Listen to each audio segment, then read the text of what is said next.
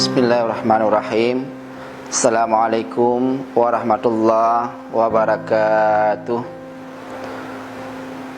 Saya Bupati Aceh Besar, mewakili pemerintah Kabupaten Aceh Besar, menghimbau kepada seluruh masyarakat untuk menghentikan segala aktivitas menjelang berkumandangnya azan.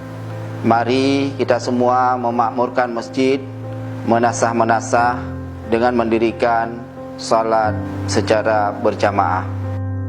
Kepada seluruh jajaran pegawai negeri di lingkungan pemerintah di Kabupaten Aceh Besar, harus melaksanakan salat 5 waktu secara berjamaah di masjid dan di musala dalam lingkungan kantor jika tersedia, atau di masjid dan menasah yang terdekat. Dan juga kami sangat menghimbau kepada pedagang agar menghentikan sejenak aktivitas melayani pembeli untuk bersama mendirikan salat berjamaah. Demikian juga kepada para guru, kami harapkan untuk bekerjasama dengan menanamkan kebiasaan salat berjamaah kepada para murid di lingkungan pendidikan masing-masing.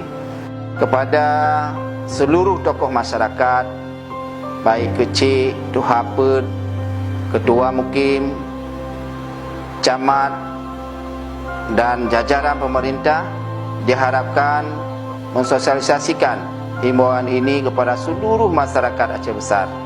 Mari kita tegakkan pelaksanaan syariat Islam yang kafah di Kabupaten Aceh Besar dengan mendirikan salat berjamaah di 5 waktu setiap waktu.